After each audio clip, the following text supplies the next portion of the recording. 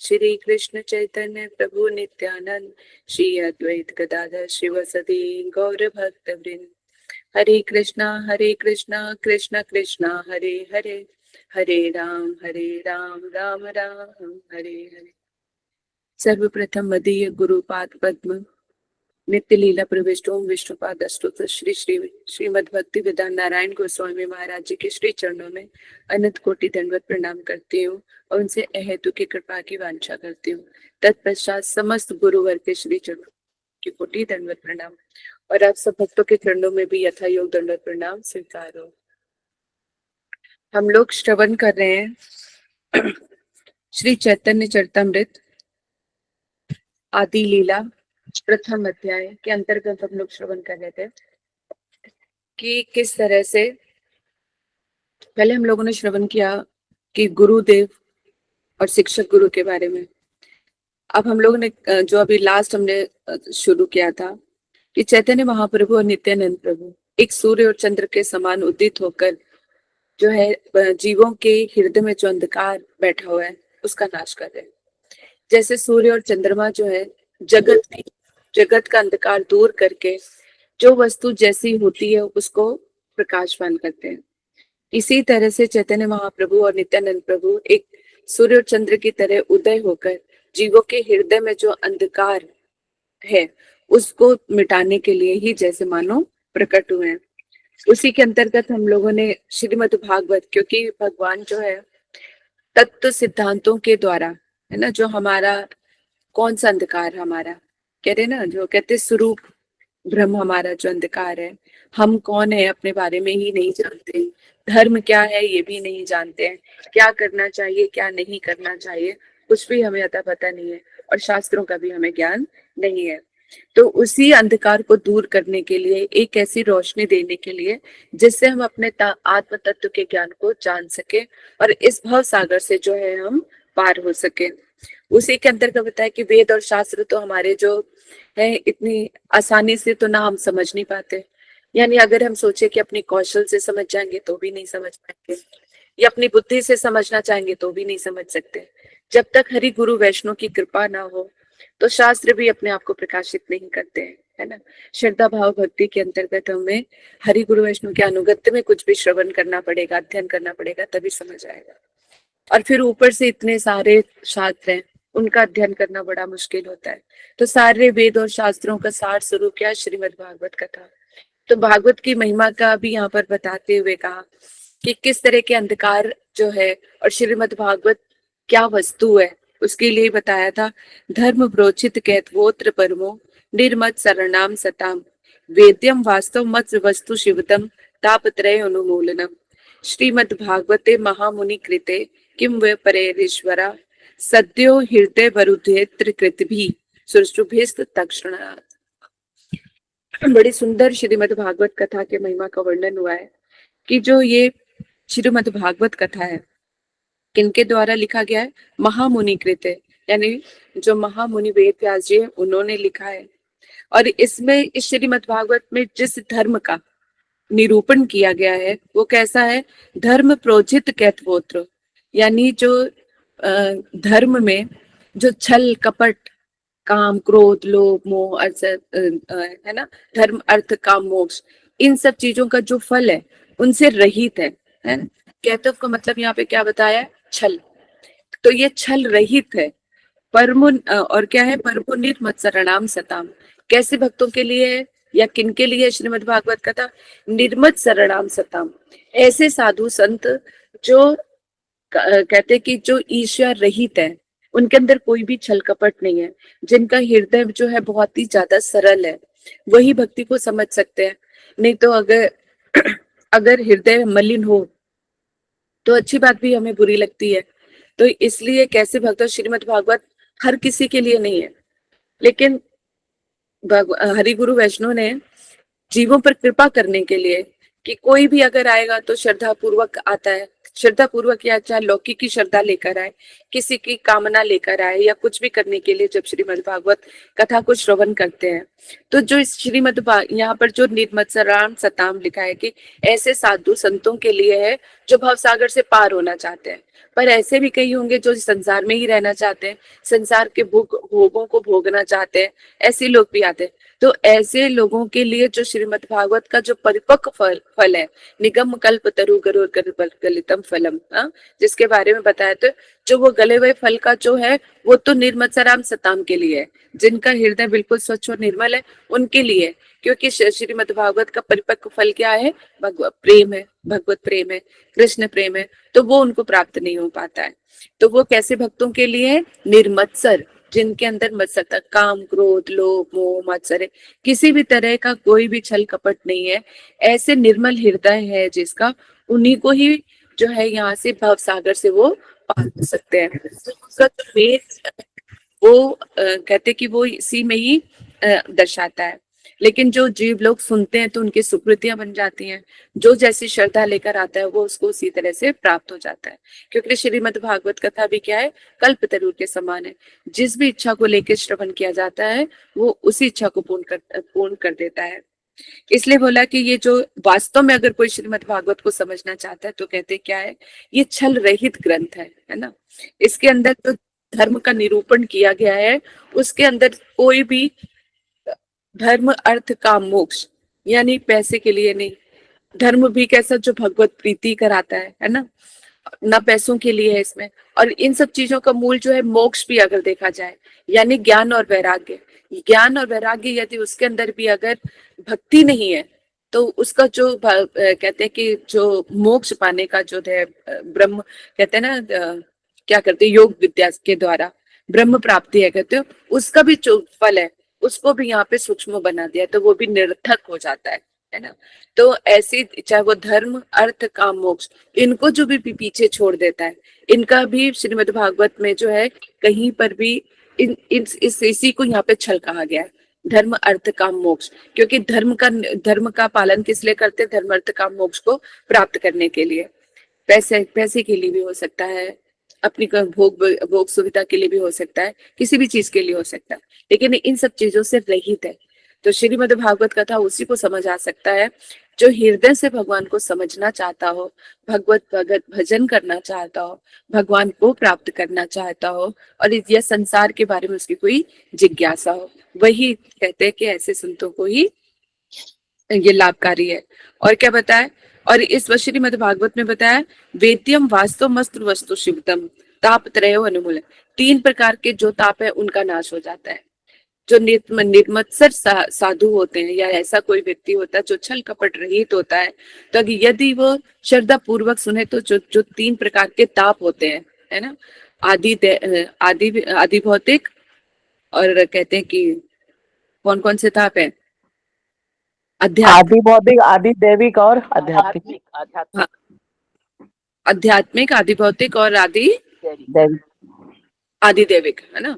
तो 3 प्रकार के जो ये ताप हैं तो उनका भी नाश कर देते हैं। और कहते हैं वस्तु शिवदम, और ये तो क्या श्रीमद् भागवत सबका कल्याण करने वाला है। वास्तव मस्त्र, वास्तव वस्तु को प्रकाशित करने वाला है।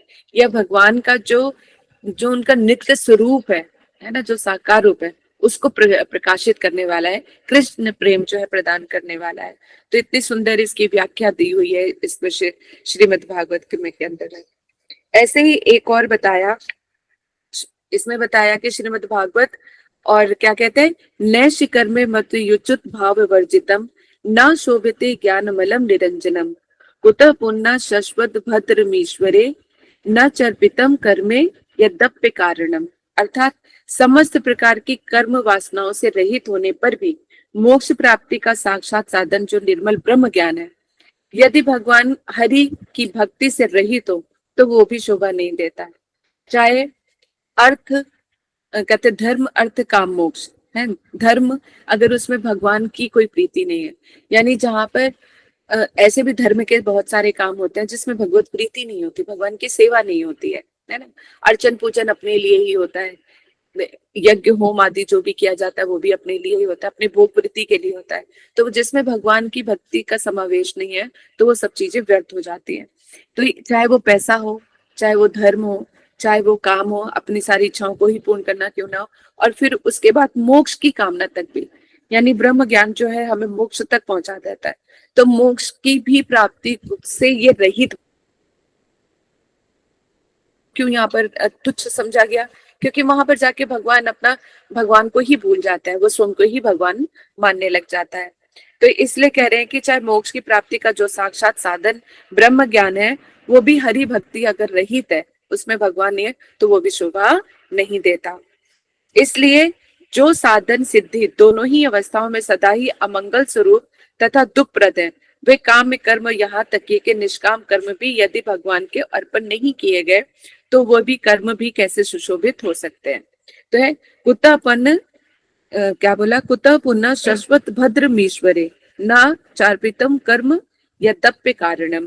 तो इसलिए यहाँ पर बताया कि जो निष्काम काम, यानी भगवान ने भगवत गीता में कहा जो भी करो तो मुझे समर्पण कर दो।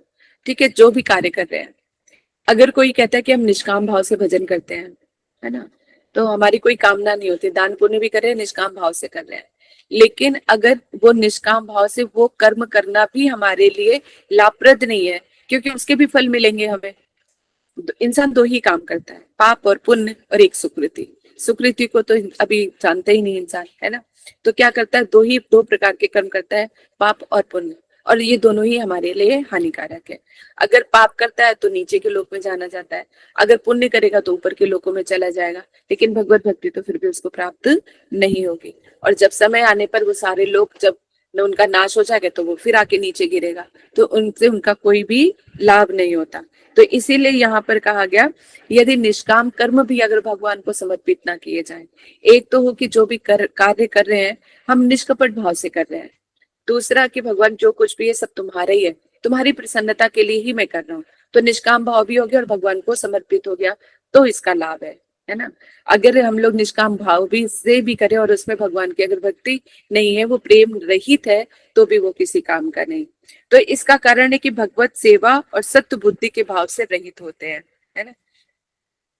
श्रीमद् भागवत में कहा है यम आदि भीर्व्यपथे काम लोभ हतो मुहु मुकुंद सेव्या यत् तथा यदात्मना शाम्यति। अर्थात निरंतर काम लोभ आदि रूप शत्रुओं के वशीभूत अशांत मन भगवान श्री मुकुंद की सेवा के द्वारा जिस प्रकार से प्रत्यक्ष शांति का अनुभव करता है, यम आदि नियमों से युक्त अष्टांग योग मार्ग का अवलंबन करने पर वह ऐसा शांत नहीं हो पाता। कई बार देखा जाता है कि तीन दुनिया परेशानी और संसार से के दुखों से निवृत्त होने के लिए योग आदि क्रिया मेडिटेशन करते हैं, बाहर जंगल में चले जाते हैं, सब चीजों का त्याग कर देते हैं, तो कहते हैं इससे मन को शांति मिल जाती है। लेकिन ऐसा नहीं होता, क्योंकि मन की शांति तो अपने अंदर ही होती है। अगर हम सारा सब कुछ छोड़ छाड़ के चले जाते हैं तो सामने से तो चीजें हट जाती हैं, लेकिन वहां पे नई क्रिएट भी हो सकती है। क्योंकि जहां पर हम हैं, अगर मन अशांत है तो उसको अशांत होने के उसको कारण अपने आप ही मिल जाते हैं। अगर मन शांत है तो युद्ध में भी शांति ही बैठ जाएगा, है ना। तो वो मन की शांति के ऊपर डिपेंड करता है। इसलिए लेकिन यहाँ पर क्या बताया है कि जितनी चाहे, क्योंकि हमारे अंदर तीन गुण जो है, सतोगुण रजोगुण तमोगुण, ऊपर से हमारे इतने प्रारब्ध, ऊपर से हमारे इतने पापों का उत्पादन, तो ये जो सब कुछ इतना दिया गया है, तो उससे क्या मन बड़ा विचलित रहता है ना, दुखी रहता है मन, कुछ भी अच्छा नहीं लगता है।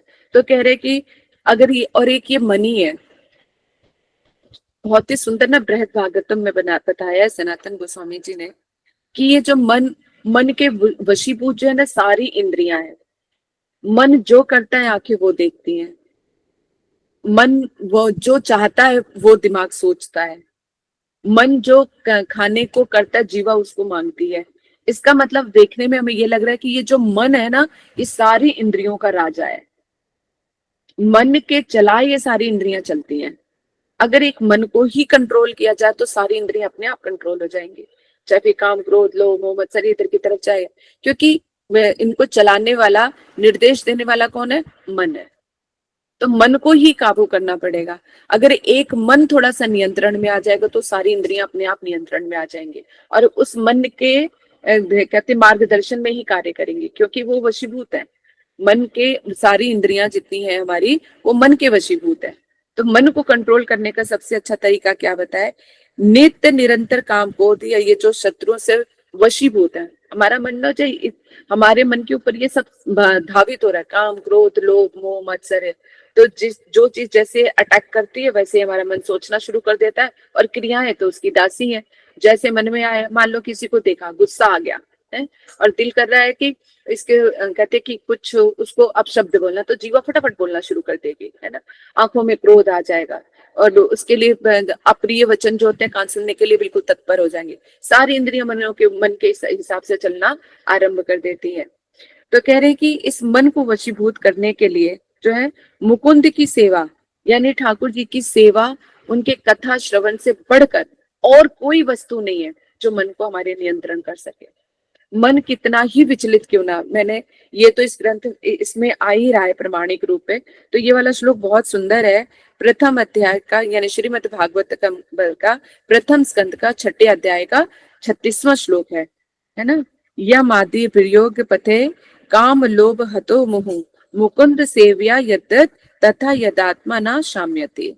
तो जिस प्रकार कहते हैं भगवान मुकुंद की सेवा, ठाकुर जी की सेवा और उनके कथा श्रवण से जिस प्रकार शांति का मन जो है शांति का अनुभव कर सकता है, ऐसी कोई नियम आदि या युक्त अष्टांग योग या मेडिटेशन कोई भी मार्ग अपना लो, इतना आपको शांत नहीं कर सकता जितना भगवान का नाम और उनकी कथाएं आपको शांत कर देंगे। यदि जब आपका हृदय बड़ा विचलित हो, है ना, कुछ समझ में ना आ रहा हो, तो अगर उस टाइम पे हम भगवान का नाम जब हम श्रवण करने लगते हैं तो क्या होता है, हमारा मन जो है धीरे धीरे शांत होने लग जाता है। नींद नहीं आए, आप हरे कृष्णा महामंत्र चैंट करो, तुरंत नींद आ जाएगी।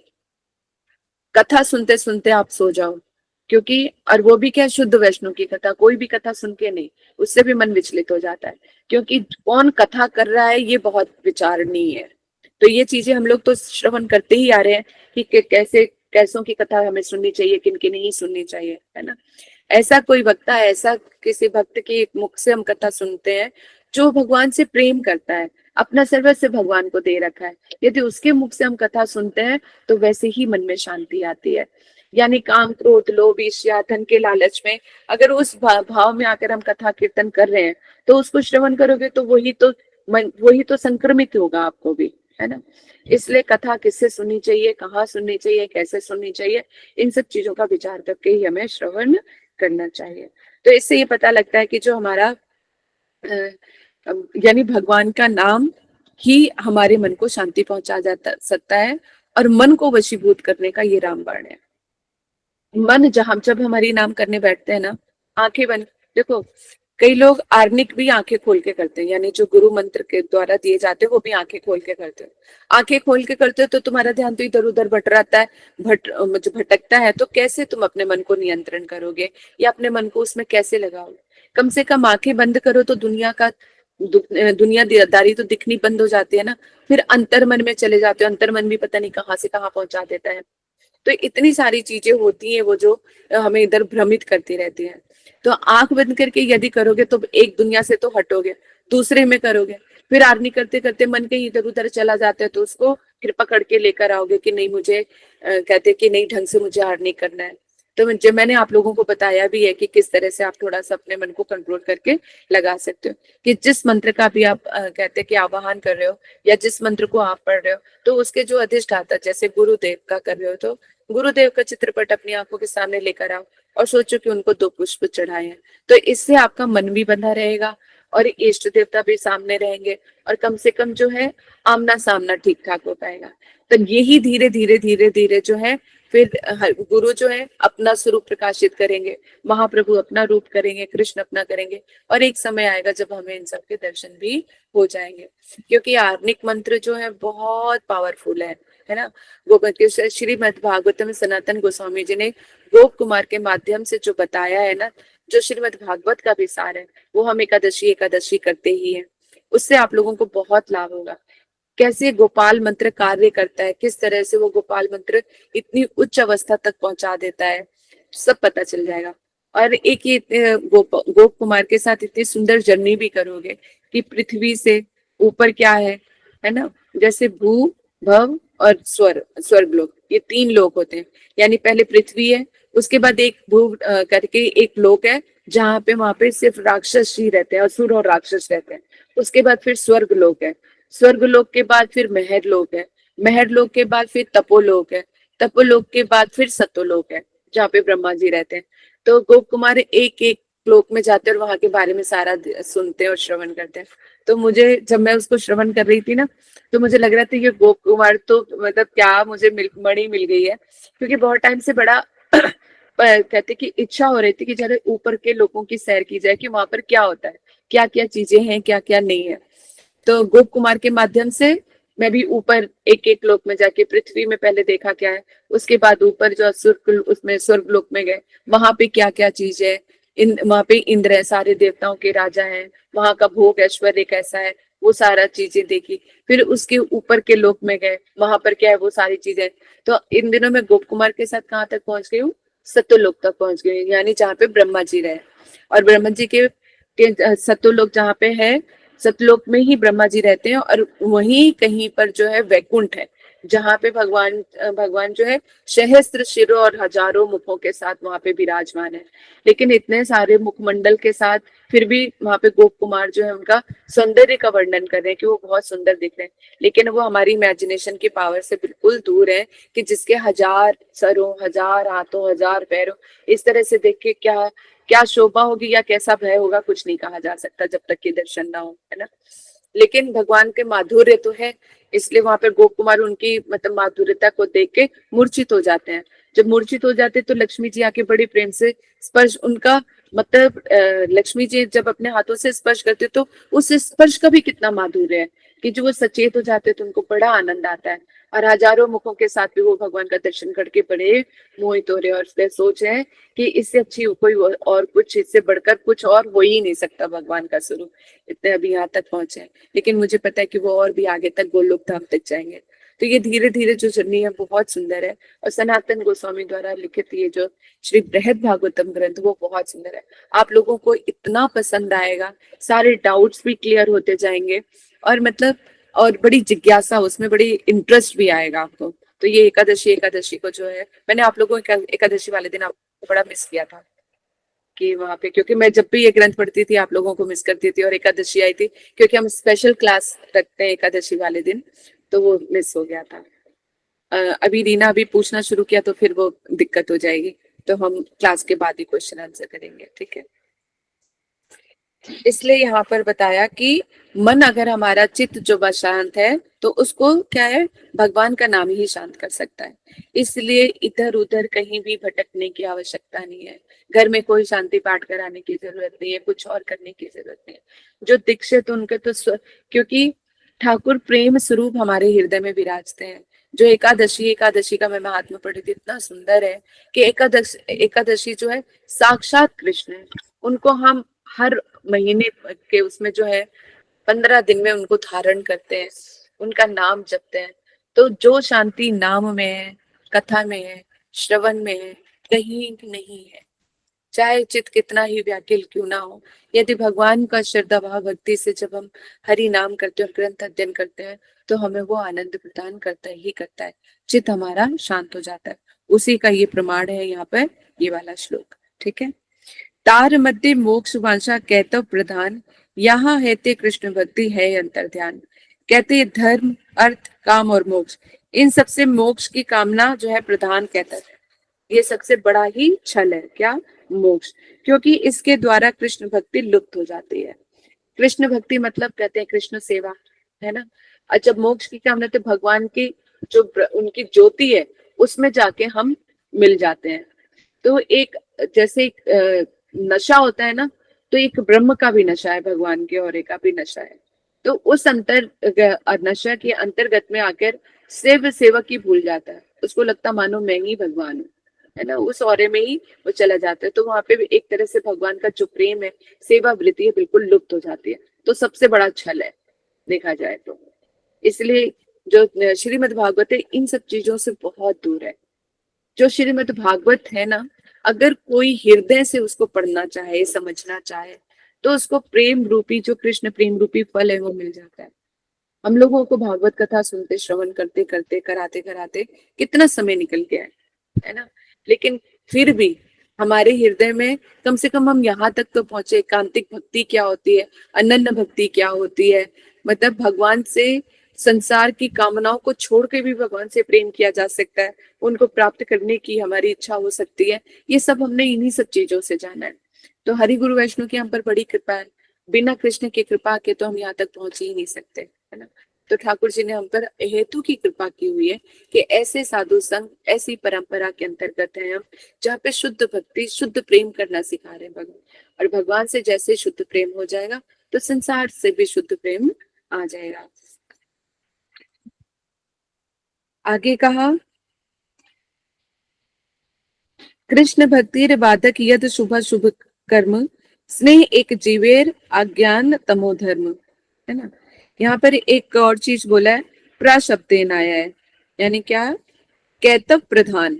तो यहाँ पर श्रीधर गोस्वामी महाराज है, वो उनके द्वारा कहा गया कि यहाँ प्राशब्द से मोक्षा भी धापिर भी कैतव निरस्त, कहते प्राशब्द अभिप्राय मोक्ष की इच्छा रूपी कैतव परित्याग से है, कि हमें जो है मोक्ष रूपी जो इच्छा है उसका भी त्याग करके हमें आगे बढ़ना पड़ेगा, है ना। तो ये हमें क्या नहीं चाहिए, हमें मुक्ति भी नहीं चाहिए। भगवान की भक्ति करते करते तो मुक्ति तो ऐसे ही पीछे मिल जाती है ना। संसार से अपने आप ही वैराग्य होता है, उसके लिए स्पेशल कुछ करने की आवश्यकता नहीं पड़ती है, क्योंकि जब श्रेष्ठ वस्तु की हमें आकांक्षा होने लगती है, श्रेष्ठ वस्तु मिलती है, तो निकृष्ट वस्तु अपने आप ही उसका लोभ चला जाता है। जैसे उसका उदाहरण, आपने एक कोई साड़ी पहन रखी है, लेकिन जब उससे बहुत सुंदर साड़ी दिख जाती है तो पुरानी साड़ी का लोभ नहीं रह जाता, नई साड़ी का आनंद आने लग जाता है।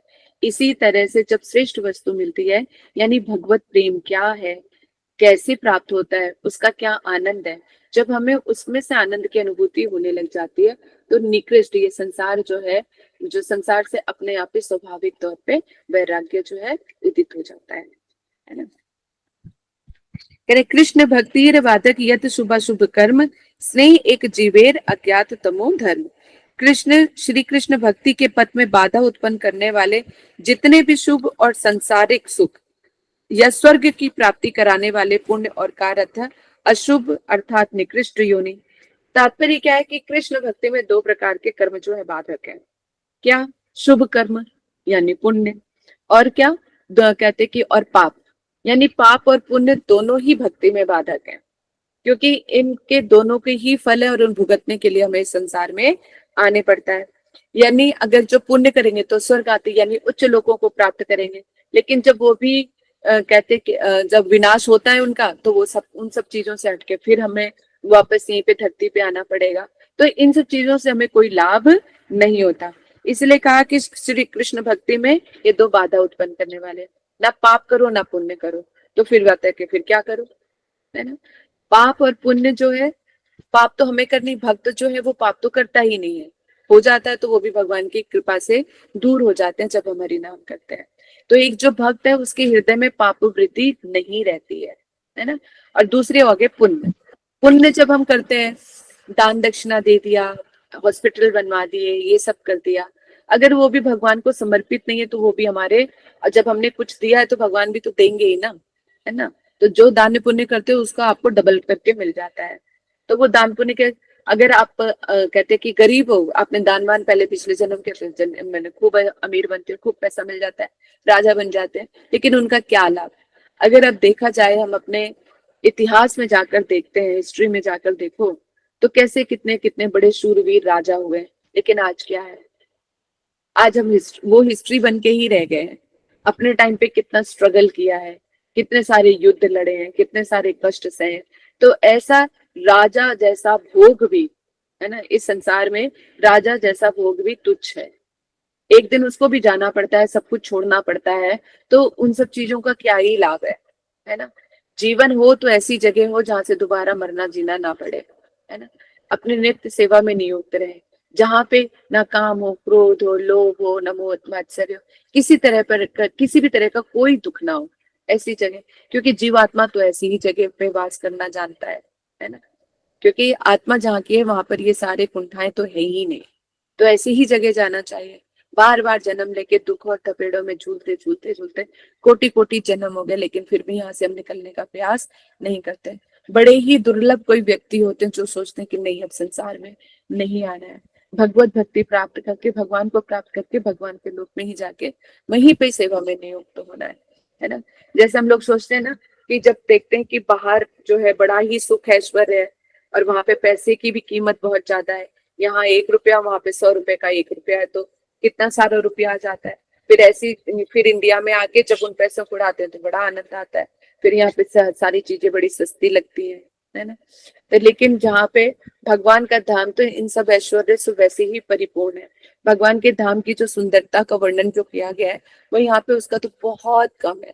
तो संसार की कोई ऐसी वस्तु नहीं जो भगवान के दिव्य स्थानों को जो है पराभूत करती हो, है ना। तो यहाँ पर जो सुख ले रहे हो ना, जो हमें लगता है कि यहाँ पे इतना सुख है, इस सुख से बढ़कर भगवान के उस धाम में सुख है। वो जो परम सुख है, यहाँ पे सुखी करके सुखी होते हैं, यहाँ पे तो हम दूसरों को दुखी करके सुखी होते हैं। तो पर दुख सुख प्रदान करता है। चाहे कितना भी हम अपने आप को प्योर बनाने की कोशिश करें, लेकिन ये मात्सर्य जो है ना, ईर्ष्या, कहते हैं सारी चीजें भगवान की सेवा में लग जाती हैं, काम क्रोध लोभ, हाँ, लेकिन जो है मात्सर्य जो है वो भगवान की सेवा में नहीं लगता। ईर्ष्या, और ईर्ष्या एक ऐसी चीज है कि बहुत समय तक रहती है। भक्ति में भी ईर्ष्या रह जाती है। अगर कोई भक्ति भजन कर रहा है, उसको भी देखिए, अरे इतना हरि नाम कर रहा है, इतना हो गया, उसको अगर मान सम्मान में लग जाए तो अपने हृदय में ढाल लगने लग जाती है। तो परमार्थ जगत में भी ये चीज देखने को मिलती है।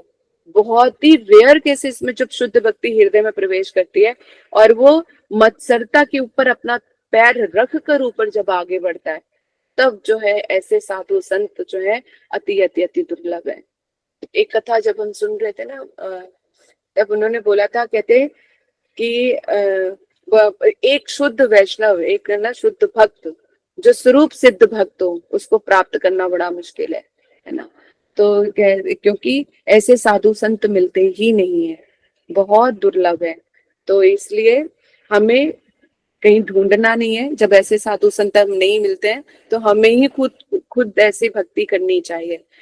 जो भी हमारे सामने है सब पूजनीय है। अपने कहना, अगर अपने ही दोष देखेंगे, दूसरों के दोष ना देखे अपने ही दोषों को यदि हम देखेंगे, शायद हम पार लग जाएंगे। क्योंकि ये हमारा ना कहते कि ये हमारे अंदर प्रवृत्ति शुरू से ही इनबिल्ट है कि दोष हमें दूसरों के ही दिखाई देते हैं, अपने नहीं दिखाई देते हैं।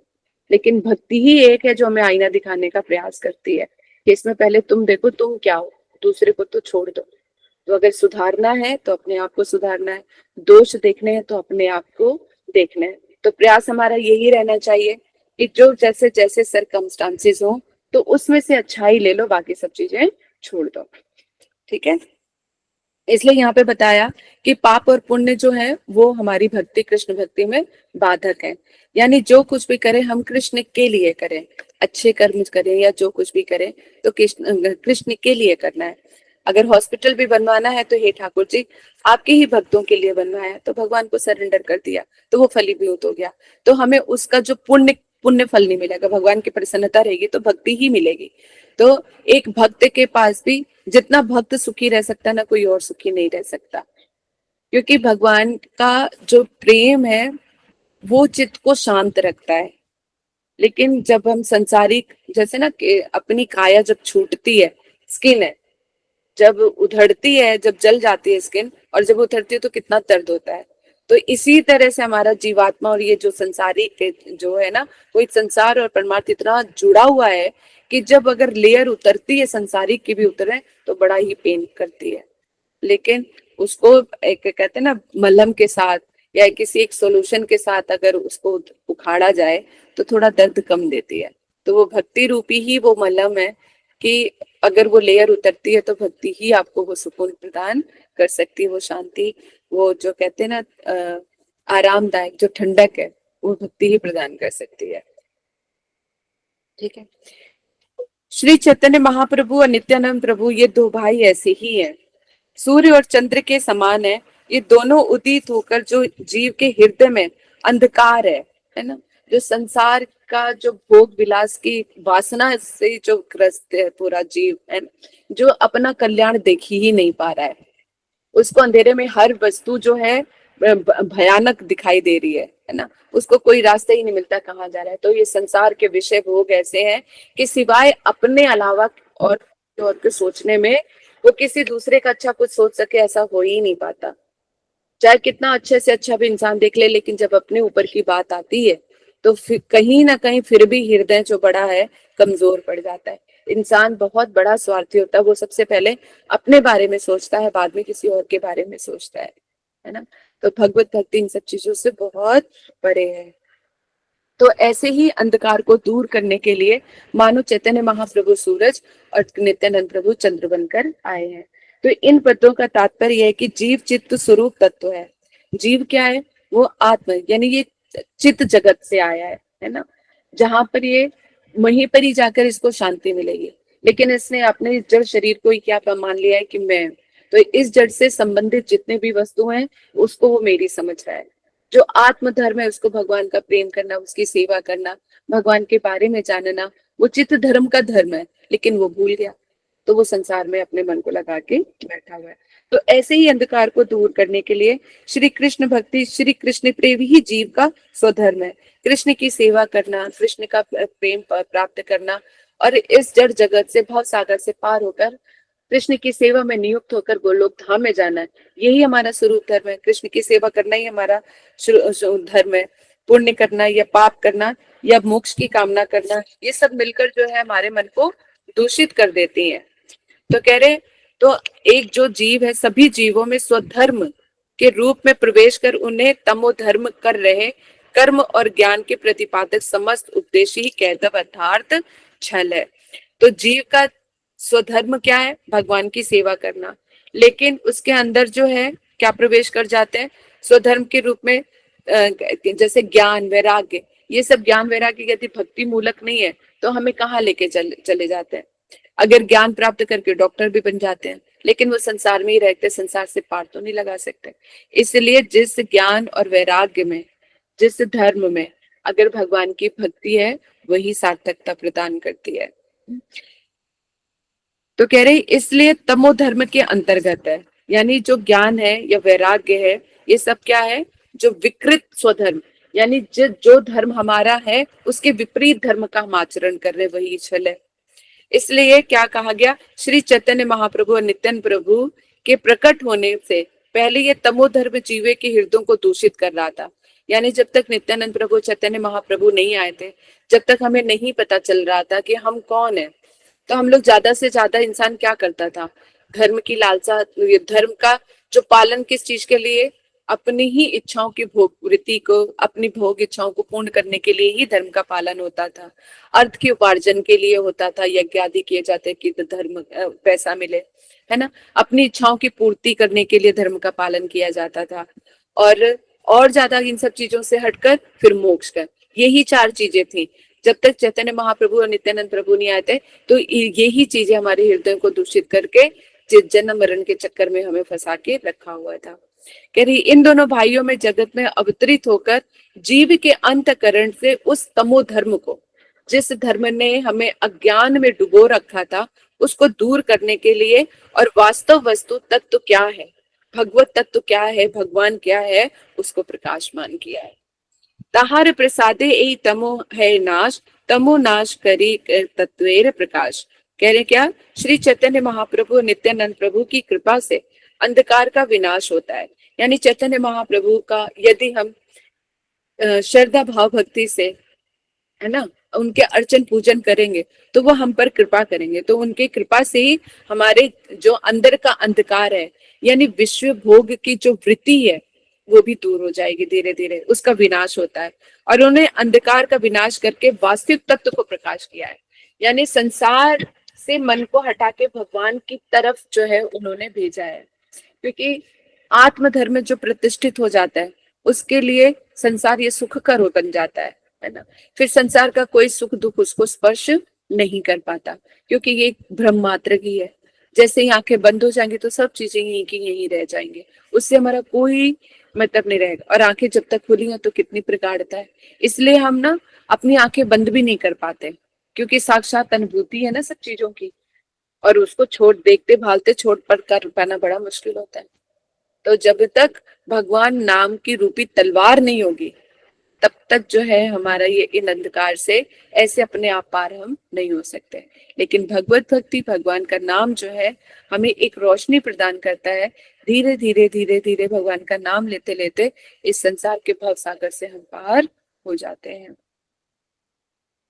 तत्व वस्तु कृष्ण, कृष्ण भक्ति प्रेम रूप, नाम संकीर्तन सर्व आनंद स्वरूप। कह रहे तत्व वस्तु क्या है? श्री कृष्ण ही एकमात्र तत्व वस्तु है। अगर इस संसार में कोई जानने योग्य कोई वस्तु है तो केवल वह कृष्ण भक्ति है, कृष्ण ही है। और उनकी क्या है? कृष्ण, उनकी भक्ति प्रेम स्वरूपा है। कृष्ण की सेवा तभी हो सकती है जब उसमें प्रेम का समावेश हो, नहीं तो कृष्ण उस वस्तु को ग्रहण नहीं करते हैं। चाहे जितना उनको हम प्रेम से थपथपा लें, जो मर्जी कर लें, लेकिन अगर वो कुछ पल के लिए है या दिखावा है तो फिर उसको कहाँ हमें। ऐसे हम कितने ही लोगों से मिलते हैं, हरे कृष्णा करते हैं, हाथ मिलाते हैं, बड़े प्यार से बोलते बताए फिर तू कौन और मैं कौन। तो ना तो उसका हृदय से हमारा कोई संबंध होता है, ना कितनों लोगों से मीठी मीठी बातें करके अपने घर पे पहुंच जाते हैं, है ना, लेकिन उनका हमारे साथ कोई संबंध नहीं होता। यानी जो भी की चीजें की औपचारिकता होती है। तो इस तरह से भगवान के प्रति जब हमारा प्रेम नहीं है, श्रद्धा भाव भक्ति प्रेम से नहीं होता, तो वो सब चीजें क्या कहलाती है?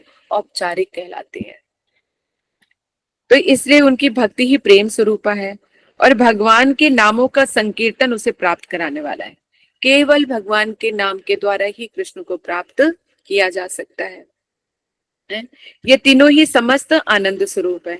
यानी भगवान का नाम, उनके रूप, उनके गुण और उनका जो प्रेम है, वो ये सब क्या है? ये आनंद प्रदान करने वाले हैं। कहने का तात्पर्य क्या है कि अगर हम सोचें कि साधन भजन करके हम भगवान को प्राप्त कर लेंगे,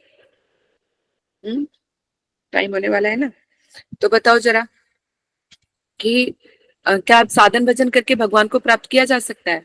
हाथ खड़ा करो। मेरा प्रश्न है कि क्या साधन भजन करके भगवान को प्राप्त किया जा सकता है? अंजना, अंजना बोलो। हाँ हाँ, मुझे जहाँ तक लगता है कि साधन भजन साधु संग करके भगवान को प्राप्त कर लेंगे। कविता, दीदी, भक्ति साधन भजन करके जो भक्ति करेंगे ना, तो उस भक्ति से प्राप्त होगा, भगवान की सेवा करके। ठीक है। रीना, हरे कृष्ण दीदी, मुझे तो लगता है कि साधन भजन करके ही हम भगवान को प्राप्त कर सकते हैं। भजन में ही सब कुछ आ जाता है, भक्ति, भगवान की सेवा, सब कुछ, साधु संग, सब कुछ तो भक्ति में साधन भजन का ही अर्थ है। निशा, निशा जी। हाँ जी, सिर्फ साधन भक्ति से ही हम भगवान को प्राप्त नहीं कर सकते। जब तक हमारी प्रेमा भक्ति भगवान के प्रति नहीं होगी, जब तक हम उनको प्राप्त नहीं कर सकते। क्योंकि साधन तो हम बहुत सारे कर लेंगे, लेकिन उसके अंदर यदि प्रेम ही नहीं होगा तो भगवान की प्राप्ति हम कभी भी नहीं कर सकते। मेरा ये मानना। ठीक है। यशोदा, हरे कृष्णा दीदी। हाँ, मेरा भी यही जवाब है दीदी, जो अभी निशा दीदी ने दिया। हाँ, ठीक है। हम ललिता जी, जब तक प्रेमा भक्ति नहीं करते हमें। ठीक है। हरे ललिता कृष्णा जी। दीदी, दंडवत प्रणाम। हाँ जी दीदी, साधन भक्ति एक तरह की वैदिक भक्ति है, जिसका जो शुरू के हमारे 64 सोपानों में से होता है। तो मतलब हमें साधन करते करते ही हम प्रेमा भक्ति की ओर को बढ़ सकते हैं। ये प्रारंभिक स्टेप हैं जो करने जरूरी हैं। ठीक है। साधना, हरे कृष्ण दीदी, साधन भक्ति से हम नहीं कर सकते, क्योंकि तो बात बच में नहीं आई, आवाज ही नहीं समझ आ रही। मेरा एक्चुअली हैंड कृष्णा दीदी, खड़ा नहीं होता, मैं कह रही हूँ साधन भक्ति से मतलब आप जो बोले नहीं कर सकते, क्योंकि जब तक हमें हरि गुरु वैष्णव के सेवा नहीं करेंगे, उन पे विश्वास नहीं करेंगे, तब तक हम कुछ नहीं कर सकते। साधन भक्ति तो हम थोड़ा बहुत पहले से भी करते थे, लेकिन उससे तो बस यही हुआ जो हमें वैष्णव मिले हैं, लेकिन जब तक हम वैष्णव के अनुगत में शरणागत नहीं होंगे तब तक कुछ नहीं हो सकता। और अच्छा, कांता माता जी। जितनी देर हम योग्य गुरु की शरण में नहीं जाएंगे और उनके द्वारा लिखे हुए या दूसरे शास्त्रों का ज्ञान नहीं प्राप्त करेंगे और श्रद्धा और नियम से भजन नहीं करेंगे, तब तक प्रभु प्राप्ति असंभव है। ठीक है, इंदु जी। दीदी मेरा कहना ये है, जब तक मैं गुरु जी को नहीं मिलती हूँ तब तक मेरा साधन भक्ति नॉर्मली चल रहा है। ठीक है, आप सब लोग म्यूट हो जाओ। मैं बोलूँ 1 मिनट? हाँ जी बोलिए माता, आप बोलिए। नहीं, मेरा तो ये है कि जब तक साधन भजन कितना भी करें पर साधु संग नहीं किया, उच्च वैष्णव के साथ हम नहीं रहे या उन वो कैसे भक्ति करते हैं वो नहीं देखा, तो फिर हम कितना भी साधन अपने से करें नहीं आगे बढ़ सकते हैं। हमें साधु संग करना ही पड़ेगा उच्च वैष्णव से। मतलब ये सत्संग है, जैसे आप बोलते हो वो सत्संग है, कीर्तन है या ग्रंथ पढ़ना है, जब तक हम नहीं करेंगे तब तक चाहे साधन कितना भी करें हम आगे नहीं बढ़ सकते। मेरा ये है। तो साधु संग करना, जैसे आप अभी कल बता रहे थे ना कि मुझे बहुत कुछ प्राप्त हुआ कि मैं उन वैष्णव के साथ रही और मतलब वो उनका संग किया, तो काफी कुछ जानकारी मिल जाती है ना जब संग करो तो। बिल्कुल बिल्कुल, बहुत अच्छा। दीदी ये सब चीजें तो भक्ति में ही आ जाएंगी ना, भक्ति से पहले के स्टेप सारे। हाँ ठीक है, समझ लिया। हमारा कोई पॉइंट छूट रहा है राधा जी, उसी की तलाश में। राधा दीदी, मैं एक बात कहना चाहती हूँ कि जब तक हम भगवान की प्रेयर और ये भक्ति तो करते रहें और साथ में नाम संकीर्तन करें, दिन रात हमें अंदर से अपने मन में भगवान का ही नाम लेना है। भगवान के राधा कृष्ण जैसे जो भी आपके मुंह में आए, और माला करनी है तो ठीक है, वरना वो कहते हैं कि 24 घंटे आपको अंदर से एक जो अंदर मन होता है उसमें भगवान का ही नाम लेते रहना है। वेरी गुड, बहुत अच्छा। आप सब लोगों ने ना बहुत अच्छा बोला है और मुझे खुशी इस चीज की है कि एटलीस्ट आप लोगों ने कुछ समझने का प्रयास किया है और आपको लोगों का है कि मतलब ध्यान से सुन रहे हो, तसल्ली और उत्कंठा है, इसीलिए तो आपने जो भी जवाब दिया आप लोगों ने अच्छा जवाब दिया है। लेकिन अब लोगों को ये चीज समझो, मतलब अनेक जगह पर हमने पढ़ा, जैसे आप लोग, ये तो निश्चित है जैसे आप लोगों ने जो बोला कि बिना भक्ति के साधु संग के बगैर कुछ भी संभव नहीं है, क्योंकि साधन भजन तो हमें साधु संत ही करना बताते हैं, तभी हम करेंगे और उनके निर्देशों पे चलेंगे तभी वो साधन भजन भी कहलाएगा, नहीं तो नहीं कहलाएगा। अब मेरा ये प्रश्न था कि क्या साधन भजन से हमें भगवान मिल पाते हैं? तो यहाँ पर केवल हमारे साधन भजन से, चाहे वो साधु संघ से ही क्यों ना हो, है ना, साधु संघ से ही हम साधु भजन, क्योंकि साधु संघ में ही हम सब कुछ सीखते हैं करने के लिए।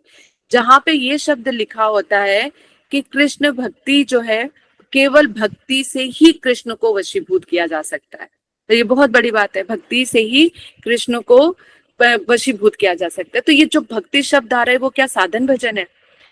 जैसे जैसे हम साधन भजन करते रहते हैं ना, तो ये पता चलता है हमें। पहले आरंभ में लगता है कि हम साधन भजन ढंग से करेंगे, अच्छी तरह से नाम होगा, सारा सब कुछ होगा, तो भगवान हमें प्राप्त हो जाएंगे।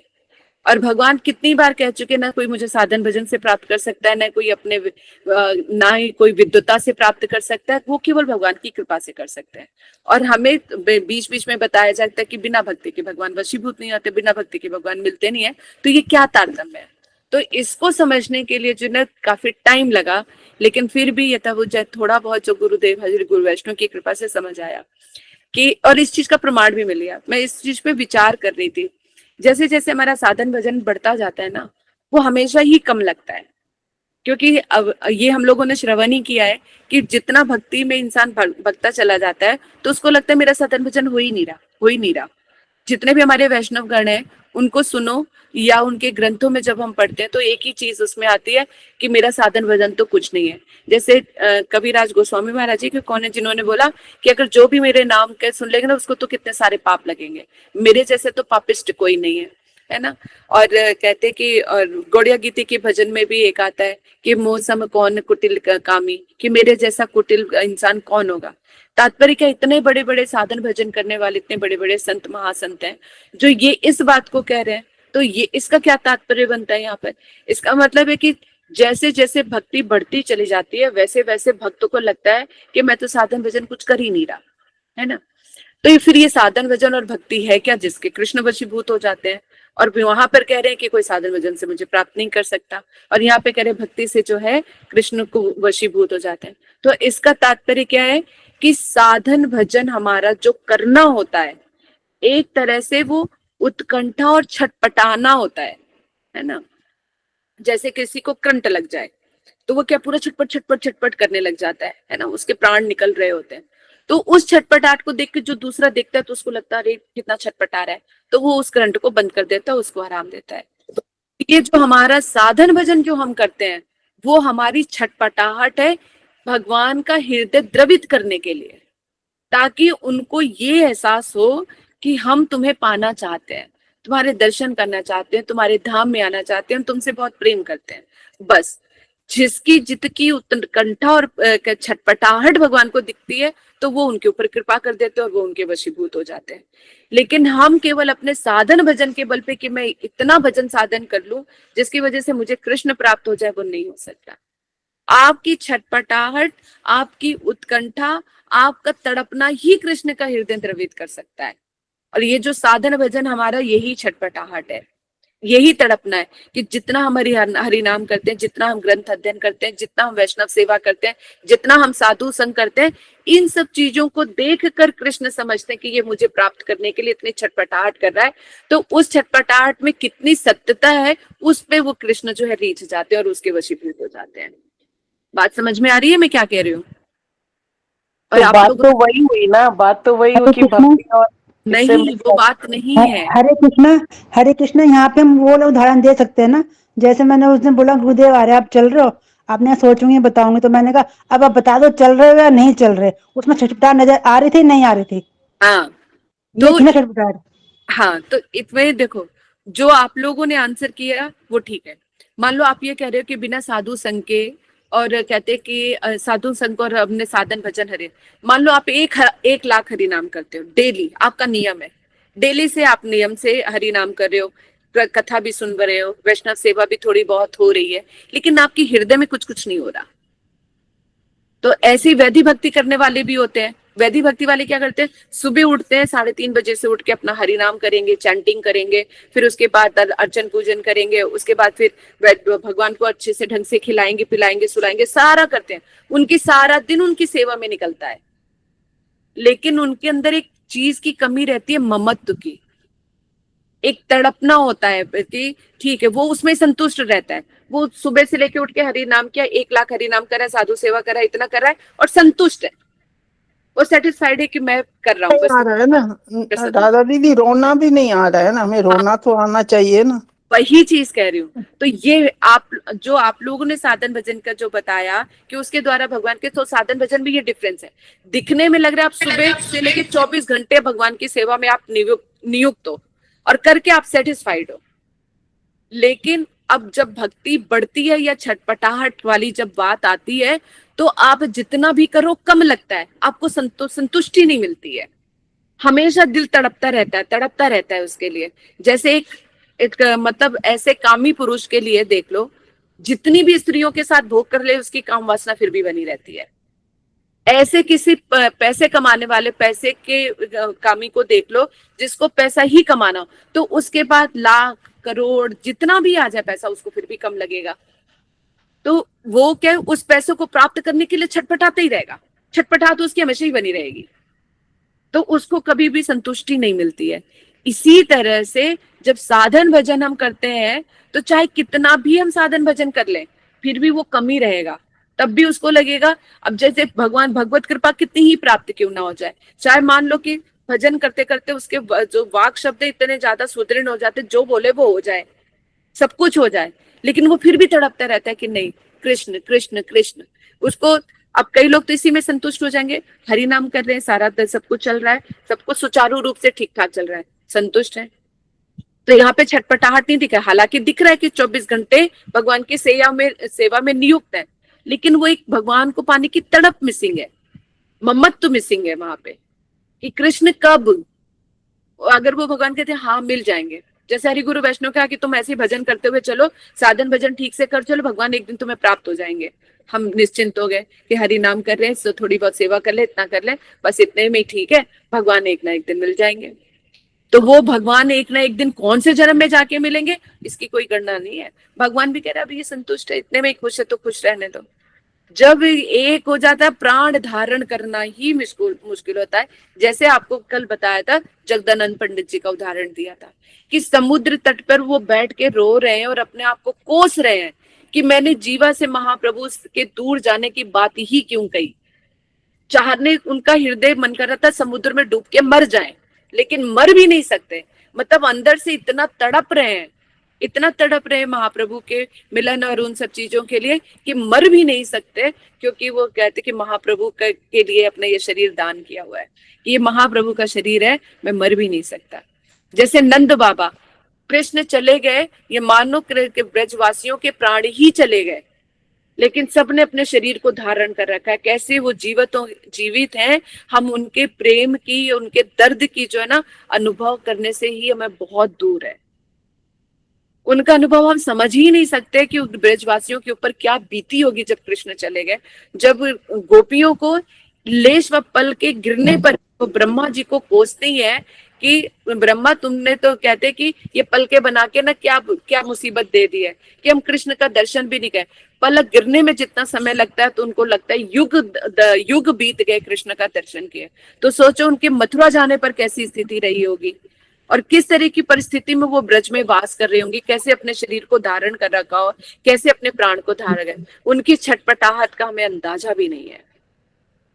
तो कहने का तात्पर्य यहाँ पर बनता है कि साधन भजन के साथ तुम्हारी उत्कंठा नजर आएगी तो ही भगवान का हृदय द्रवित होगी, तब वो हम पर कृपा करके हमें बुला लेंगे। हमारे साधन भजन पे उनका कहते कि वो इतना सामर्थ्य नहीं है कि वो भगवान को प्राप्त करवा ले। हमारे साधन भजन करके, साधन भजन करना मतलब अपनी छटपटाता को दिखाना है ना, लेकिन संतुष्टि के साधन भजन के साथ एक जो उत्कंठा है, एक छटपटाहट रहती है, जो एक तड़प है उनको पाने की, वो दिखनी चाहिए, ललक जिसे कहते हैं। नहीं तो जो दीदी आपने बताया था ना दीदी कि मतलब साधन भक्ति करते करते, जैसे उसके दो आपने बताए थे, वैदिक भक्ति करोगे और वो करते करते भी रागानुगा में आप पहुंचते हैं, अपने आप प्रवेश होगा। तो ये चीजें, ये छटपटाहट जो आप कह रहे हो, मुझे ये लगता है कि ये खुद में उत्पन्न करना बहुत मुश्किल है। ये सिर्फ गुरुदेव की कृपा से ही हो सकता है। पहले हमें प्रार्थना करनी पड़ेगी कि ये तो छटपटाहट भी आएगी उसी से, लेकिन संतुष्टि जहां पर आ जाएगी ना, वहां पर छटपटाहट नहीं आ सकती, वहां पे प्रवेश नहीं है, क्योंकि अभी छटपटाहट को लाने की इच्छा ही नहीं है। कि कई लोग तो कितने हैं कि बस इतना ही हो जाए भजन, इतना ही बहुत है हमसे। तो अभी तो वो भजन साधन लगे, हमें छटपटाहट चाहिए, छटपटाहट वाली फीलिंग नहीं आ रही। कर रहे हैं भजन भजन, लेकिन वो फीलिंग इसके लिए बड़ा बिल्कुल दीदी सही कह रही है, नहीं आ रही बिल्कुल भी छटपटाहट वाली। देखो समझो इस चीज को समझो। यहाँ पर समझ में आता है, जैसे हमारे जो गोपाल मंत्र है ना, गोपाल मंत्र से प्रार्थना करने, क्योंकि जो सनातन गोस्वामी जी ने बृहद भागवतम ने गोप कुमार के माध्यम से जो समझाया, क्योंकि आजकल मैं वही पढ़ रही हूँ तो मेरे दिमाग में वो छाया हुआ है सारा। तो उसमें क्या है, जो भी उनको भी कुछ नहीं पता था, गोप कुमार को भी, वो गोपाल मंत्र के द्वारा ही वहां तक पहुंचे। और गोपाल मंत्र हम लोग भी कर रहे हैं, जो दीक्षा ली हुई है सबने, है ना। गोपाल मंत्र से अगर उस वक्त जब हम जिस टाइम पे करते हैं, जो जिस टाइम पे कहा गया उसी टाइम पे ही वो एक्टिवेट होता है और उसका अच्छा फल प्रदान होता है। तो उस वक्त जिस तरह की हमारी उत्कंठा होगी, फिर जो हमारा साधन भजन है, जो हम हरि नाम करते हैं, कथा श्रवण करते हैं, वो उसका परिपक्व फल प्रदान करेंगे। क्योंकि कृष्ण प्राप्ति के लिए वो एक इच्छा भी तो हो ना, कि हाँ मिलना है। मिल जाएंगे में और मिलने में फर्क है। मिल जाए और मिल जाएगा तब में बहुत फर्क है। इसको डिफरेंस को समझोगे तो समझ में आएगा।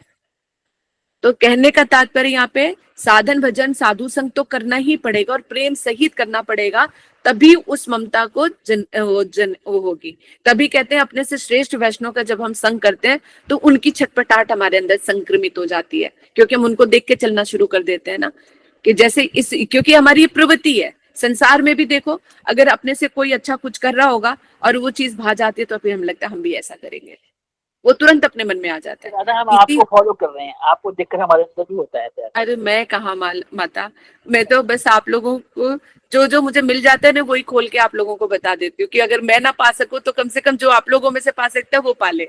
तो जो दीदी चीजें लास्ट एक हफ्ते से दीदी आपके लिए तड़प रही थी मैं भी, और फैमिली फंक्शन में चली गई थी। वहां पर मैंने देखा है अगर हमें भक्ति करनी है तो हमें फैमिली फंक्शंस अवॉइड करने पड़ेंगे, अदरवाइज इतना रम जाते हैं हम वहां से निकल नहीं पाते। उनको ही पूरा टाइम, अक्षय तृतीया वाला शुभ दिन मेरा, वैसे तो वहां पूजा हो रही थी, वही कर्मकांड की पूजा हो रही थी मेरे वहां पे, तो दीदी मैं इतना रो रही थी अंदर से, मेरे हरि नाम पूरा नहीं हो पाया, 16 माला नहीं पूरी हो पाई।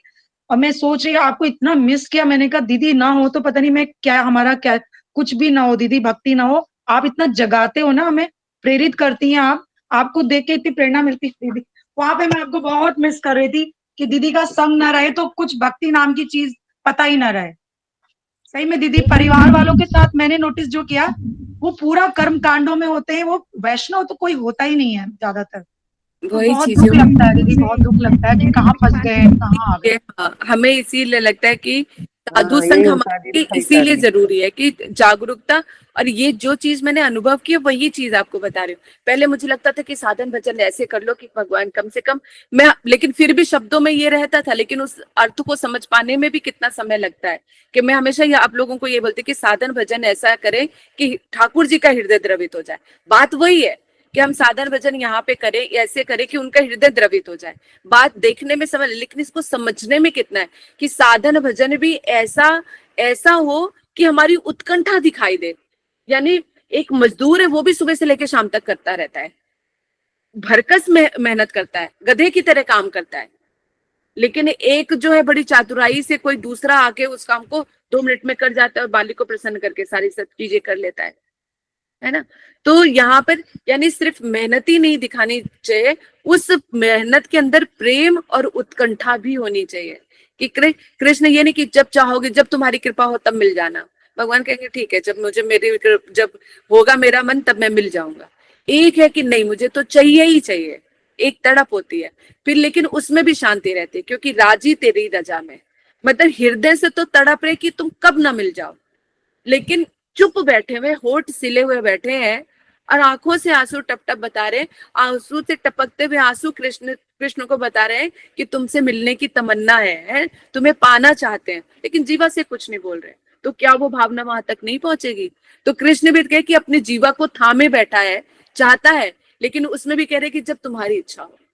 मतलब खुद तो मिलने के लिए मरे जा रहे हैं, लेकिन सामने कृष्ण की इच्छा पे छोड़ दिया कि जब तुम चाहो तब मिल लेना, लेकिन हम मरे जा रहे हैं। लेकिन हम लोग क्या करते हैं, खुद भी इच्छा इसी में मिला दे कि ठीक है ठाकुर जी जब तुम्हारी इच्छा हो तब मिल लेना। हरि गुरु वैष्णव जब आप हमें ठाकुर जी तक पहुंचाते हो तब तक ठीक है। तो यहाँ पे अपना तो कुछ रह ही नहीं गया ना, वो जब चाहेंगे तब मिला देंगे। तो जैसे हमारा साधन भजन जिस तरह की उत्कंठा होगी, हरि गुरु वैष्णव भी तब सोचेंगे।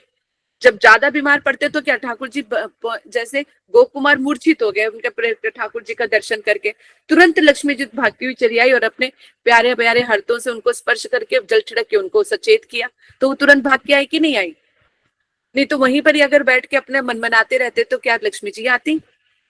ऐसी दशा को प्राप्त हो जाना है ना, कि खुद तो हम अपना 100% दे रहे हैं और उनकी रजा पे देख रहे हैं, ये प्रेम है। अब अपने ये भी नहीं कि उनको ही मजबूर कर दें, मतलब मजबूरी के अंदर कि जब जबरदस्ती वाला भी नहीं। प्रेम स्वच्छंद है, खुद भी स्वतंत्र रहता है और प्रेमी को भी स्वतंत्र रहता है, लेकिन हृदय में चाहत इतनी ज्यादा होती है कि वो बंधे हुए कृष्ण खुद ही स्वयं चले आते हैं। कि अब वो खुद नहीं कहते, खुद ही ये कह देते हैं कि अब मैं अपने इस भक्त के बगैर नहीं रह सकता, इस भक्त को देखे बिना नहीं रह सकता। तो ऐसी उत्कंठा के साथ हमारा साधन भजन हो, और साधु संग से ही हमें ऐसी उत्कंठा मिलती है। तो जैसा संग वैसा रंग अवश्य ही चढ़ता है। तो इसीलिए हमेशा क्यों कहा जाता है शुद्ध भक्तों का संग हो, वैष्णवों का संग हो, अपने से श्रेष्ठ का संग हो, क्योंकि वो जो है वो फिर स्थान, लेकिन फिर क्योंकि जैसा सुनोगे वैसे ही हमारे मन में आता है, तो वो सब चीजें रहती ही रहती हैं। तो ये बृहद भागवतम पढ़ के जो गोप कुमार चले हैं ना, वो भी तो लगता है कि जितना करो उतना कम रहता है। ये सब सेवा भी करते करते कई बार लगता है कि जिंदगी बीतती जा रही है, है ना। अगले जन्म का कोई ठिकाना नहीं है, पता नहीं मन मरते वक्त क्या ना दिमाग में आ जाए, कौन सा प्रारब्ध कौन सा अनर्थ सामने आ जाए, और मृत्यु का समय आए पता चला सब कुछ रह गया हमारा, है ना।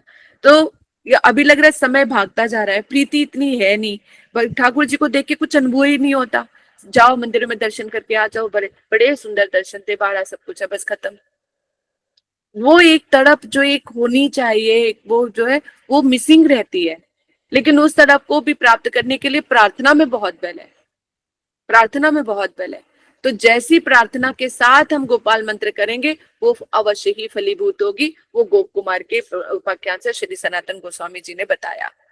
तो एक हमें मतलब रास्ता दिखा देते हो, उसको अपने साधन भजन में उसको किस तरह से इम्प्लीमेंट करके हम उसको अपने लक्ष्य को प्राप्त करते हैं, ये हमारे ऊपर रहता है।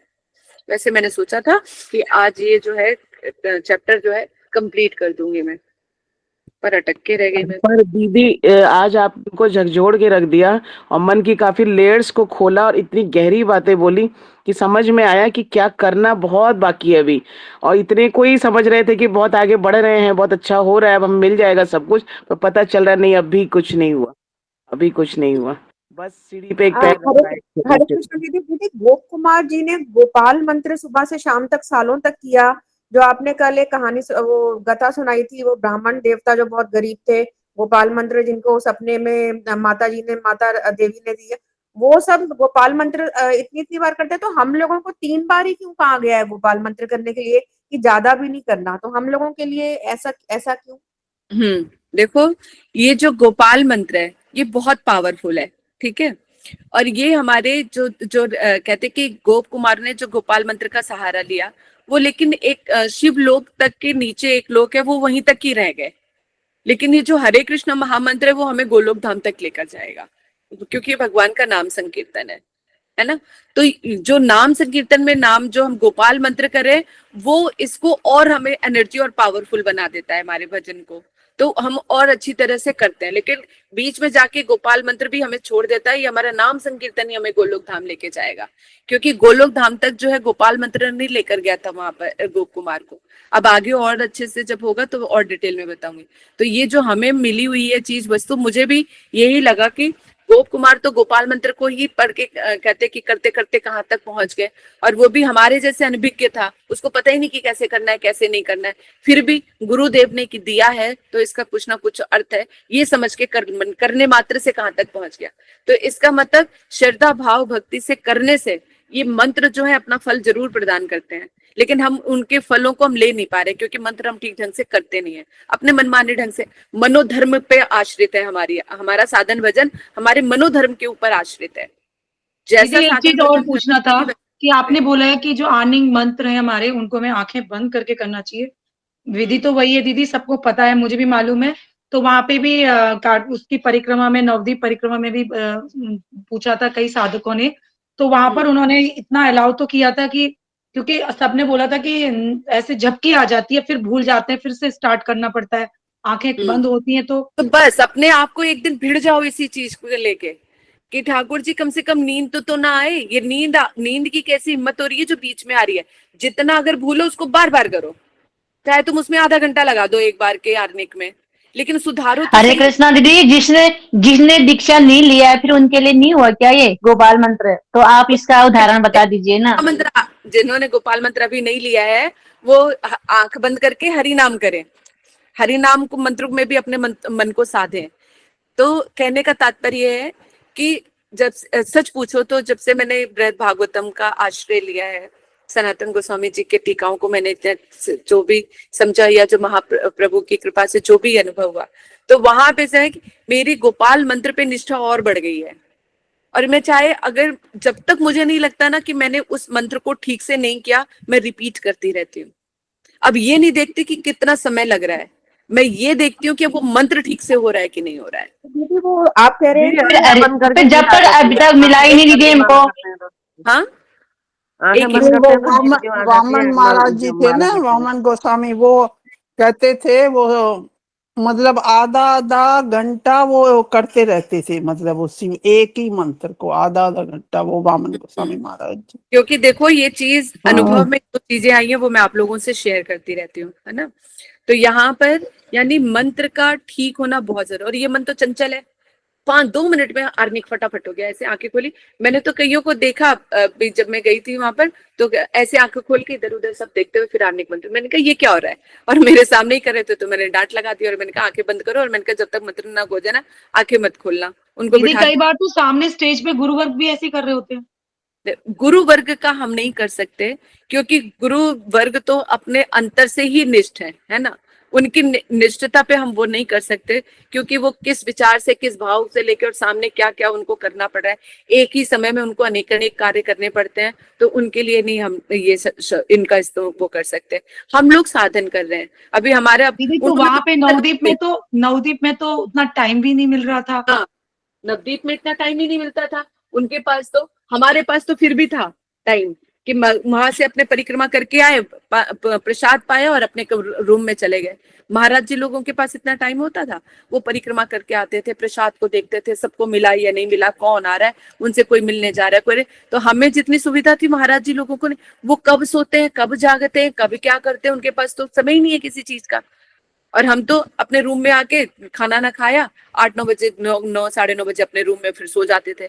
महाराज जी लोग 10-11 बजे 12 बजे कब तक जागते रहते हैं, आगे की परिक्रमा की बात करनी है, क्या चीज करनी है, कैसे प्लानिंग करनी है, सब क्या करना है, सब चीजें चलती रहती है। उनका तो रात दिन का जागना हो गया। मैंने तो अनादि प्रभु को ही देखा 7 दिन की भागवत के लिए, वो उनका रात दिन का। जब मैं कहते कि वहां पे मैं पहुंची तो रात हो गया था 10-11, हम लोग 10:30-11 बजे के करीब पहुंचे थे रिजॉर्ट में उस दिन जयपुर से। तो वहां पर पहुंच के और हम लोगों ने तो प्रसाद पाया और अपने रूम में चले गए। बस वो मेरी आदत है 2-3 बजे के जो है मेरी नींद खुल गई, तो मैंने सोचा चलो मैं हरिनाम कर लेती हूँ।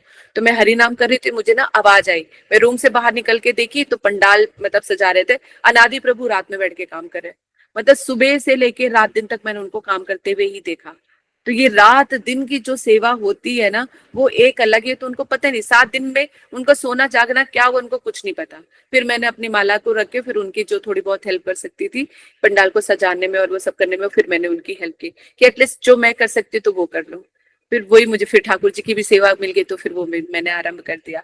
तो मैंने ये वहां पर देखा ऐसे, और वो निर्जला, मतलब सब लोग तक एकादशी आई बीच में, सबने तो पानी भी पी लिया, जल भी ले लिया, फ्रूट्स भी ले लिए, सब ले लिया, लेकिन अनादि प्रभु जो है वो निर्जला व्रत रखा हुआ और सारे काम टिप। मैंने कहा धन्य है, क्योंकि मैं समझ सकती हूँ, क्योंकि जब मैं जन्माष्टमी हो या जब मैं निर्जला व्रत रखती हूँ तो क्या हालत होती है मैं समझ सकती हूँ, है ना। फिर भी हम एक टाइम उसमें ले लेते हैं, लेकिन उनको पूरी तन्मयता के साथ कार्य करते हुए भी देखा, इतनी गर्मी में, और उसका मुख पे शिकन नहीं थी। अनादि प्रभु एक होता है ना, झुंझलाहट भी आ जाती है, गुस्सा भी आ जाता है, इतना काम का प्रेशर होता है, लेकिन मैंने उस टाइम पे उनके चेहरे पे ऐसा कुछ नहीं देखा। तो ये सब कहाँ से है? भक्ति का बल होता है तो इंसान कुछ कर पाता है। तो ये तो भी हमारे छोटे छोटे नन्हे नन्हे भाई हैं जो इतना ऊपर जाके भी ऐसे करते रहे हैं सेवा, है ना। तो बस इन्हीं सेवा का फल, मैं तो बस मेरे भर भर के मेरे हृदय से इतनी ही मतलब प्रार्थना निकल रही थी कि ठाकुर जी सद्बुद्धि बनाए रखें, और इस तरह का जो जितने निष्ठा से एकादशी का पालन कर रहे हैं वो सब करें, तो उनको जो प्रेम रूपी फल है वो आ जाए। क्योंकि यंग ब्लड है ना, तो भजन करते करते इधर उधर कहीं पर कोई मन ना भटके, कहीं कुछ ना हो, सीधा हरि भजन में ही लगे रहे। तो ये बड़े लोगों से एक मतलब मेरे अंदर ममता जाग रही थी, देखा जाए तो, कि ऐसा साधन भजन, कठोर साधन भजन करते हुए देख के हृदय में भावना आ रही थी कि ठाकुर जी ने, गुरुदेव इसके ऊपर कृपा बनाए रखें कि ऐसे ही निष्ठा से भजन करते हुए वाकई वो भगवत भक्ति को प्राप्त करे। तो जब ऐसे जैसे मेरा हृदय उनकी इन सब चीजों को देख के द्रवित हुआ, तो यही साधन भजन हमें ऐसी छटपटाहट हमारे अंदर भी दिखे कि ठाकुर जी रीझ जाए। तो ये हमारी साधन हमारी छटपटाता को ही कि हम उनको प्राप्त करना चाहते हैं, इस चीज को दर्शाता है। तो बस इसी तरह का हमारा भी हो कि मतलब स्वतः ही रोना के आना, कृष्ण के नाम को स्मरण करना। मैं संसार की भी चीजों को कई बार मतलब उस चीज को लगता है, जैसे मान लो सिमरन मेरी बेटी मुझे बहुत क्लोज, मेरे हृदय में वो नहीं है, उसको स्मरण करके कभी भी अगर याद आ जाती है तो हृदय में खूब सी टीस सी उठती है। तो मैं उस टाइम पे वो अनुभव कर पाती हूँ कि कृष्ण से भी बिछड़े हुए कितना टाइम हो गया, ना जान है ना पहचान है ना कुछ भी नहीं है। तो वो टीस ऐसी टीस उठनी चाहिए कृष्ण के लिए। तो वहां पे मैं कहती हूँ कृष्ण इस टीस से मुझे तड़पाते रहते हो, ये टीस तुम्हारे लिए उठ जाए ऐसी कृपा कर दो। तो मैं तो उस दर्द को अनुभव कर पाती हूँ जो होना चाहिए उनके लिए। तो जब उनके लिए वैसा दर्द नहीं होता तो छटपटाहट होती है कि अभी तो ये कुछ आया ही नहीं है, अभी तो ये कुछ मिला ही नहीं है, तो फिर अभी क्या कुछ करना बाकी है। तो यही सोच के रोना आ जाता है कि ठाकुर जी अभी तो कितना पीछे है। मैं गोपीनाथ जी के वहां पर भी बैठी हुई तो यही सोच सोच के परेशान और रोई हो जा रही थी कि कृष्ण दिन बीतते जा रहे हैं, हृदय में वैसा प्रेम है नहीं, इस जन्म में क्या ही होगा मेरा। मतलब ये सोच विचार करके मन बड़ा हो रहा है। तो चलो इसी में ही रोना आ रहा था, रो तो रहते कम से कम उनके सामने बैठ के। तो ये चीज हमारे अंदर आनी चाहिए धीरे धीरे। कभी मतलब लोगों के सामने में तो ये भी लगता है कि आए सब लोग देख रहे हैं तो वो भी दिखावा लगता है। कभी कंट्रोल में हो जाती है चीजें, कभी नहीं, आउट ऑफ कंट्रोल होती है। जब कहीं पहले तो बड़ा कंट्रोल करने की कोशिश करती हूँ कि किसी के सामने रोना निकले ही नहीं, लेकिन जब नहीं बस में रह जाता तो मैंने कहा जो मर्जी कोई समझता रहे। फिर अब रोते तो फिर भर भर के रोती रहती हूँ बैठ के। तो ये पागलपन में, तो कभी कभी कैसा पागलपन होता है, कभी कैसा होता है, लेकिन इन सब चीजों का कहीं ना कहीं अनुभव रहता है। तो लगता है कि मतलब कुछ ऐसी चीजें हैं, फिर वही ग्रंथ में आ जाती हैं। तो जो मैं ये सोच रही थी कि साधन भजन पे हमारा इतना बल नहीं, वो हरि गुरु वैष्णव की कृपा के ऊपर डिपेंड करता है। ये हमारी छटपटाहट दर्शाता है। उस चीज को स्टैंप लगे सनातन गोस्वामी जी ने लगा दिया।